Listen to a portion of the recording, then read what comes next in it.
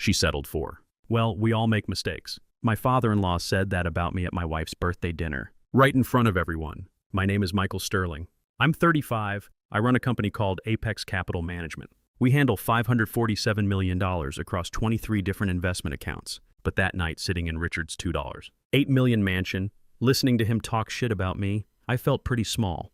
The house screamed money. Marble floors, crystal lights, artwork worth more than most people make in 10 years. Richard's wife, Margaret, had planned this whole thing for weeks. Prime rib, expensive wine, the family sitting around their huge dining table. All the usual suspects were there. Harold, Richard's brother-in-law, some hotshot heart surgeon. Jennifer, Sarah's sister, corporate lawyer married to a hedge fund guy. Everyone successful. Everyone looking at me like I didn't belong. I'd been to dozens of these dinners. Same people, same conversations about how great they all were, same questions about what I did for work. But tonight felt different. Richard had an edge in his voice I hadn't heard before. Sarah just sat there stirring her cake. She didn't look up, didn't say anything. Just kept stirring like that cake could fix our marriage. What exactly do you do for work, Michael? Richard asked. You're always so quiet about it. The whole table went quiet. Sarah grabbed my hand under the table, not supporting me, warning me. I manage investments, I said. Investments. He said it like it tasted bad. Harold here just saved 3 lives in surgery today. Real work, real results. Sarah squeezed harder. My daughter could have married anyone. A doctor, a lawyer, someone who actually achieved something. He took a drink. Instead, she settled for, well, we all make mistakes. I looked at Sarah. She was staring at her plate, face red, embarrassed. Not of her dad. Of me. I stood up, put my napkin down. You're right, I said. She does deserve better. I kissed Sarah's head and walked out. Time to get to work. If you like stories about family backstabbing and smart revenge, hit that like button and subscribe right now. We post new stories every day and they keep getting crazier. This wasn't the first time Richard had shit on me. He'd been doing it for 3 years straight. Every dinner, every holiday. I tried talking to Sarah about it once. About 6 months after we got married. Your dad's getting pretty harsh, I said. Can you talk to him? He's just protective, she said. Give him time. How much time? Let me handle it. But she never did. The insults kept coming. After the 4th conversation that went nowhere, I stopped asking. Here's how I met Sarah. 5 years ago at a biotech conference in San Diego. She was giving a presentation on gene therapy to about 300 investors and researchers. Smart as hell. Really passionate about her work. I was there looking at medical companies to invest in. What I didn't expect was falling for the woman giving the presentation. After her talk, I walked up to her at the networking thing. That was impressive, I said. Most people can't handle that many technical questions. She smiled. You have to know your data. One weak answer and you lose credibility with everyone. We talked for 2 hours. Gene therapy, biotech investments, the future of medicine. She was brilliant. When I asked her to dinner, she said yes, but only if we could keep talking about the ethical stuff around genetic modification. Our first 3 dates were basically long academic discussions. Sarah was getting her PhD while working at some biotech company. She'd wake up at 5 a.m. to work on her dissertation, spend 12 hours in the lab, then come home and read research papers until midnight. I was fascinated. Most women I dated were mainly interested in the lifestyle my money could buy. Sarah barely noticed the expensive restaurants or that I never looked at prices. Sarah knew I had money. Nice house, no financial stress. But she didn't know how much money. I work in finance, I told her early on. Private investments. I don't like mixing work and personal stuff. That wasn't a lie. I just didn't tell her I owned the whole company. I'd made that decision after watching 2 college friends get screwed over. Mark's wife became obsessed with buying shit once she found out how much he was worth. Every conversation was about what they could afford next. Their marriage became a shopping spree. David had it worse. His wife went crazy with spending. When he tried to set some limits, she called him controlling. The divorce cost him $40 million and half his business. I'd seen how money could fuck up relationships, turn love into a business deal. So when I met Sarah, I kept it simple. If someone could love me when they thought I was just a middle-class finance guy, that love was real. The irony? This decision led to my father-in-law spending 3 years insulting me for not being rich enough. Problems started our first Christmas as a married couple. Richard had too much wine and started grilling me about work. I gave him the same vague answers I gave everyone. I manage money for wealthy people. Richard decided that made me weak. Started making comments about my mystery job. Said real men are transparent about their careers. Sarah would change the subject or laugh it off. But she never told him to stop. The verbal attacks got worse. Richard would trash my clothes, my car, my lack of obvious success. He'd compare me to the other guys in their circle. Doctors and lawyers with expensive cars who bragged about their achievements. The worst part was watching Sarah shrink during these conversations. The confident scientist I married became quiet and apologetic, always making excuses for her father's behavior. But 3 months ago, I discovered something that changed everything. I was looking at potential investments when I found Biogen Dynamics' financial documents. The company was bleeding money. 3 million burn rate every month. Only $11 million left in the bank. Their debt was 7 times their revenue, making them toxic to any serious investor. Biogen Dynamics was Richard's company. He'd been running it for 12 years. Under his leadership, it had become a perfect example of ego-destroying expertise. Their EBITDA had been negative for 14 straight quarters. They'd approached dozens of venture capital firms, but their numbers scared everyone away. Here's where it gets interesting. For 8 months, I'd been putting together a $20 million Series B funding package to save Biogen Dynamics. $12 million in equity, $8 million in convertible debt. Anonymous investor. Richard had no idea his salvation was sitting at his dinner table, listening to his insults while his daughter stayed quiet.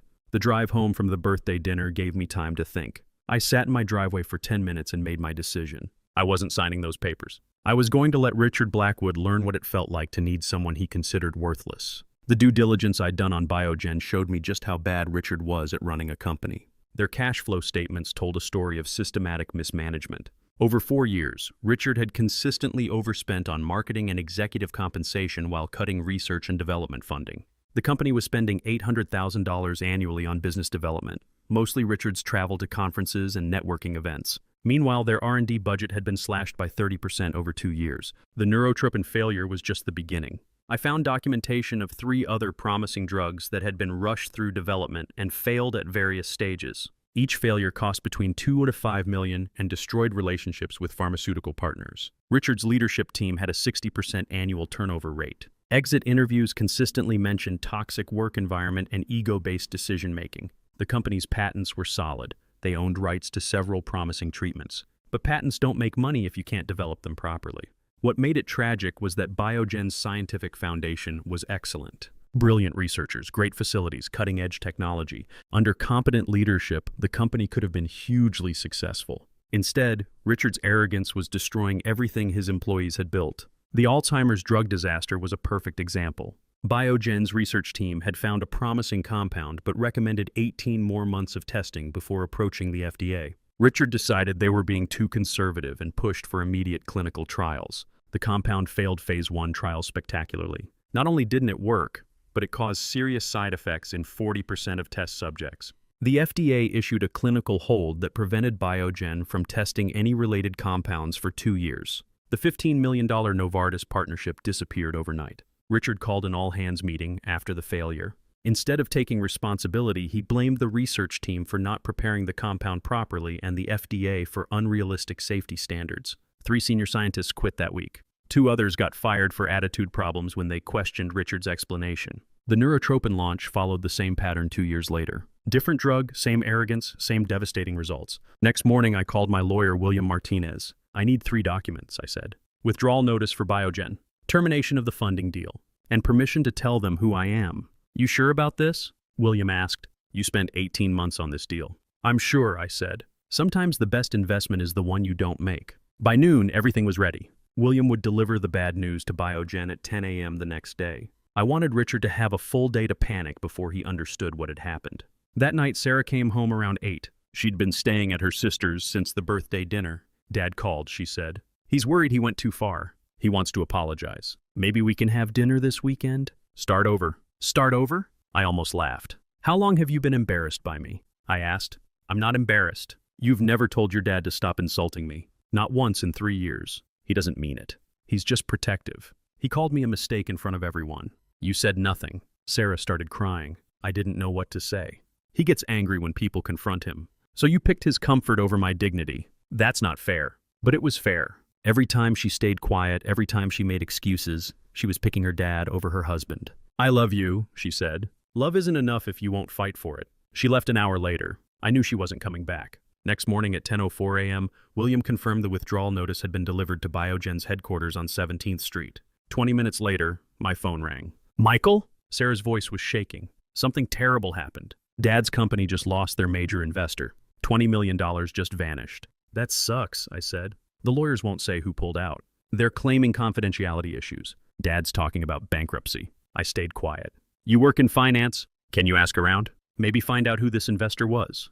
Perfect. She was asking me to find myself. I'll see what I can do, I said. After hanging up, I wrote 2 text messages scheduled to send at 10 a.m. the next day. One to Sarah, one to Richard. Both would tell them exactly who their mystery investor was. That evening, I went through the Biogen files one more time. What I found confirmed everything about Richard's terrible business judgment. The company had been hemorrhaging money for 18 months, ever since Richard pushed through a product launch despite warnings from his research team.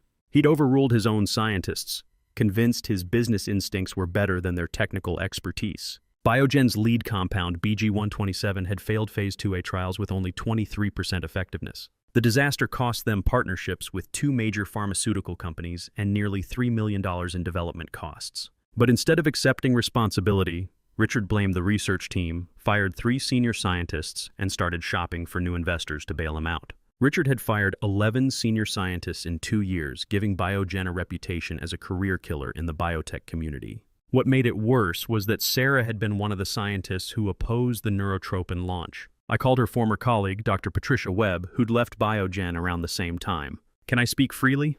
Patricia asked when I explained why I was calling. "Please. Richard Blackwood is a disaster. Brilliant scientist, solid research, but the man has no business running a biotech company. He treats research staff like factory workers and makes decisions based on ego instead of data. Give me an example. The neurotropin launch? We had 6 months of testing data showing the compound wasn't stable enough for clinical trials. Sarah wrote a 20-page analysis explaining exactly why it would fail. Richard ignored it, pushed forward anyway, and lost the company nearly $3 million when the FDA rejected it for insufficient safety data. What happened to Sarah?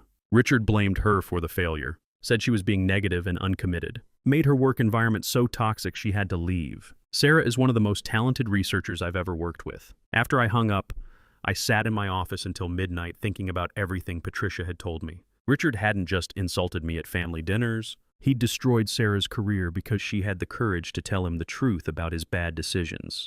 The $20 million I was prepared to invest wasn't just going to save his company. It was going to reward him for years of arrogance and poor judgment. Next morning, I got to work early and did one final review. Everything was ready. At 9:45 a.m., I called Sarah. "Is everything okay?" she asked. "I need to tell you something important. Sit down. You're scaring me. I'm the anonymous investor who pulled out of your dad's company." Dead silence for 37 seconds. I counted. My company was prepared to invest $20 million in Biogen. "I changed my mind yesterday morning." "That's impossible. You don't have $20 million. "Sarah, I own Apex Capital. We manage $547 million in assets. I've been your dad's mystery investor for 8 months. I could hear her breathing fast. "If you're that rich, why didn't you tell me?" "Because I wanted to see how your family treated someone they thought was beneath them." "So this was a test?" "I was going to invest until your dad called me a mistake and you said nothing." Sarah started crying. "I should have defended you. But this is my dad's life. You can't destroy it over hurt feelings. This isn't about feelings. It's about consequences." At 10 a.m., both text messages sent. Sarah's phone buzzed at the same time. "Oh my God," she whispered. "Please don't destroy my father." "I'm not destroying him. I'm letting him deal with his own bad decisions. This is cruel. What's cruel is watching your husband get shit on for 3 years while you do nothing." Sarah hung up. 5 minutes later, Richard called. He was screaming before I said hello. "You son of a bitch!" "You think this is funny? Destroying my company because your feelings got hurt? You misunderstood something, Mr. Blackwood. I understand everything. You're the investor who screwed me." "That's right. 23 people work here. You're willing to destroy 23 families because I said some things you didn't like? I'm willing to let your company succeed or fail on its own without my money keeping it alive. We had a deal. We had paperwork I chose not to sign. Nothing illegal about that." Richard went quiet. When he spoke again, his voice was smaller. "What do you want?" "Nothing. There has to be something. Money? An apology? I want you to understand how it feels to need someone you think is worthless." I hung up and turned off my phone, but the calls from Richard kept coming over the next few days. He left 6 voicemails on my office line, each one more desperate than the last. "Michael, this is Richard. I know we've had our differences, but I need you to call me back. This is urgent." "Michael, it's Richard again. Look, I may have been too harsh at dinner. I was drinking. I said things I didn't mean. Please call me. Michael, I'm begging you. 23 families are going to lose their jobs. Whatever I did to offend you, we can work it out." By the 4th call, his voice was breaking. "Michael, please. I know I was wrong about you. I can see that now. You're obviously successful, obviously capable. I misjudged you completely. Just give me a chance to make this right." The final message was barely coherent. "Michael, I'll do anything. Public apology, whatever you want. Just please reconsider. The company. My life's work. It's all going to disappear. I saved every voicemail. Not to be cruel, but because I wanted to remember what desperation sounded like coming from someone who'd spent 3 years making me feel worthless. 3 days later, Sarah filed for divorce. She came to the house while I was at work and packed her stuff. Left a letter saying she couldn't be married to someone who would hurt her family on purpose. But here's what she didn't mention. She also stopped talking to her dad. The morning after I revealed who I was, Sarah showed up at my office unannounced. My assistant tried to stop her, but Sarah pushed past and walked into my conference room where I was meeting with clients. "I need to speak with my husband," she said, shaking. "It's an emergency." I excused myself and followed her into my office. Sarah was crying, mascara running down her face. She looked like she hadn't slept. "I've been thinking all night," she said. "About everything you said, about all the times I should have defended you." "You're right. I was a coward." "Sarah, no, let me finish. I chose the easy path every time. I told myself I was keeping peace, but I was really just protecting myself. I didn't want to deal with Dad's anger, so I let him take it out on you instead." She took a shaky breath. "I know it's too late, but I called him this morning. I told him exactly what I thought of his behavior. I told him he'd destroyed our marriage with his arrogance." "What did he say?" "He hung up on me, but I needed to say it." According to Patricia Webb, Sarah's confrontation with Richard happened after our divorce was finalized. She drove to his office and delivered a speech that had been building since her days as his employee. "You destroyed my marriage," she told him. "You destroyed my career at Biogen. You've spent years tearing down anyone who challenged your ego. Now you're dealing with the consequences of your own arrogance." When Richard tried to interrupt, tried to blame me, Sarah cut him off. "Michael was offering you $20 million to save Biogen. $20 million from the man you called a mistake for 3 years. I sat there and let you do it. I picked your comfort over my husband's dignity. I'll regret that forever." She walked out of his office and never spoke to him again. Within a week, news of Biogen's money problems spread through the biotech community. 2 more investors pulled out, scared by the company's debt ratio and the sudden departure of their lead funding source. Richard had to fire 8 employees and close his second research facility. The Denver Business Journal wrote about the company's struggles, focusing on the mystery investor who disappeared. By the end of the month, Richard was selling his $2.8 million Cherry Hills mansion. The country club membership was gone. The Aspen vacation house was gone. Everything was being sold to buy time. I drove by his house one afternoon during the estate sale. Richard was standing in his former driveway, watching strangers go through his belongings. Furniture, artwork, even kitchen stuff had bright orange price tags on them. He looked broken. The confident, arrogant man who'd lectured me about success was now haggling with bargain hunters over the price of his wife's jewelry. Margaret had filed for divorce 2 weeks after the bankruptcy. She moved in with her sister and refused to speak to Richard. After 25 years of marriage, she wasn't willing to go down with his sinking ship. 6 months later, Biogen went bankrupt. Richard managed to sell some research to another company, but his business was dead. The remaining employees either got fired or absorbed by the buyer. Richard took a consultant job with a bigger biotech company, working out of a tiny office in a strip mall by the airport. The guy who spent years lecturing me about success was now driving to the kind of anonymous office space he used to mock. The biotech community's rejection was swift and complete. Richard's name became synonymous with ego-driven mismanagement. When he applied for jobs at other companies, his reputation preceded him. No serious firm wanted to hire someone who'd destroyed a promising company through arrogance. Sarah moved to California, got a job at a research institute. She's doing well now, publishing papers and speaking at conferences again. She found her voice in science, just not in our marriage. I sold the Denver house and moved Apex Capital to Seattle's Belltown district. The Pacific Northwest tech scene offered plenty of investment opportunities. Seattle was different. The tech scene was dynamic, focused on innovation instead of old money connections. My investment approach, careful analysis and respect for expertise, worked well with startup founders and established companies. Apex Capital's Seattle office occupied the top floor of a modern building with views of the bay and mountains. It was a different kind of success than the traditional wealth Richard represented, more collaborative, less hierarchical. I found myself drawn to biotech startups run by former academics, scientists who understood both technical challenges and business realities. Several of the researchers I funded were former Biogen employees who'd left during Richard's reign of terror. Dr. Patricia Webb joined one of my portfolio companies as chief scientific officer. Over lunch one day, she told me that former Biogen scientists had started calling themselves Richard refugees, talented people whose careers had been damaged by association with his failures.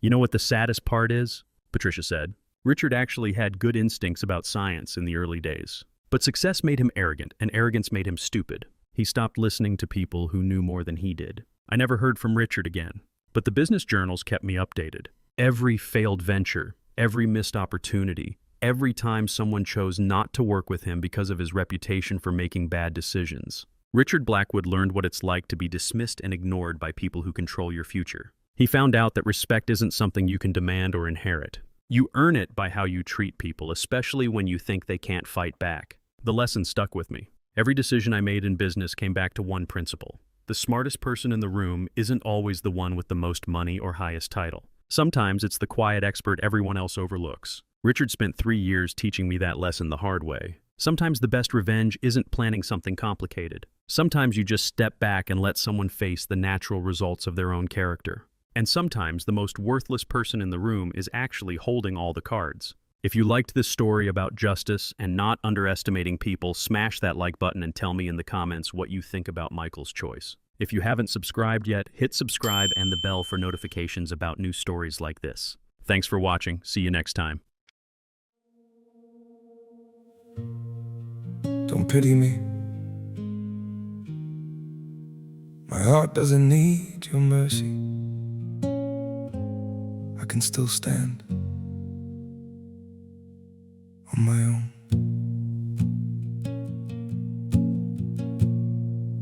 I was broken by your leaving, fell deeper than I thought I would. But pain has taught me how to heal now and survive what once I couldn't. You don't have to look back sadly, don't reach out with guilty hands. What you shattered made me stronger. Now I rise where I once collapsed. My heart doesn't need your pity, not another empty sign. I've got enough strength left within me to rebuild this life of mine. My feet are steady through the sorrow. I can stand through all the pain. You don't have to save me, darling. I'll learn to breathe again. I once begged for your affection. Now I've learned my worth in scars. And the man you left in pieces found his own way through the dark. My heart doesn't need your pity, not another empty sign. I've got enough strength left within me to rebuild this life of mine. My feet are steady through the sorrow. I can stand through all the pain. You don't have to save me, darling. I'll learn to breathe again.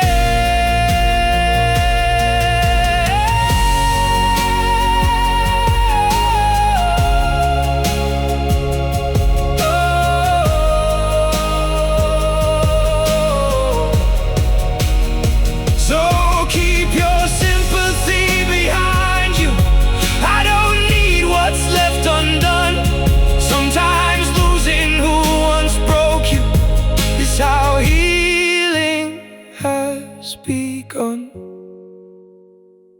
My heart doesn't need your pity, not another empty sign.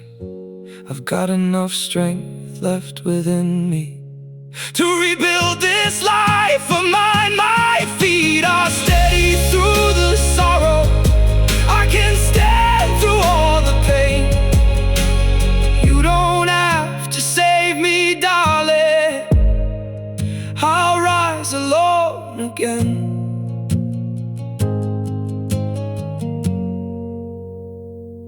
I'll rise alone again.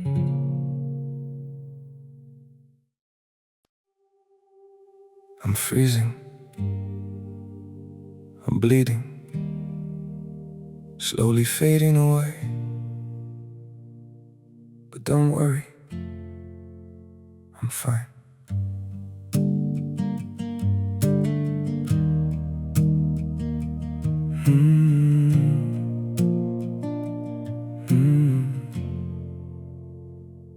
The cold has settled in my heartbeat, like winter living in my veins. Every breath feels numb and fragile. Every smile just hides the pain. I'm breaking quietly in silence, falling slow without a sound. Yet I keep saying I'm okay, while my world burns to the ground. I'm frozen here, I'm bleeding slowly, dying piece by piece inside. But I still whisper, it's alright, just to keep you from goodbye. I'm shattered, love, but don't you worry, I'll pretend till my last breath. Even while my soul is fading, I'll say everything's okay. Maybe pain just learned to live here. Maybe sorrow feels like home. So I wear my wounds like armor and survive them all alone. I'm frozen here, I'm bleeding slowly, dying piece by piece inside. But I still whisper, it's alright, just to keep you from goodbye. I'm shattered, love, but don't you worry, I'll pretend till my last breath. Even while my soul is fading, I'll say everything's okay. If you ever see me smiling, no, it's just my last defense. 'Cause sometimes love means hiding how much you're suffering. No, I'm frozen here, I'm bleeding slowly, dying piece by piece inside. But I still whisper, it's alright, just to keep you from goodbye. I'm shattered, love, but don't you worry, I'll pretend till my last breath. Even while my soul is fading, I'll say everything's okay. It's okay.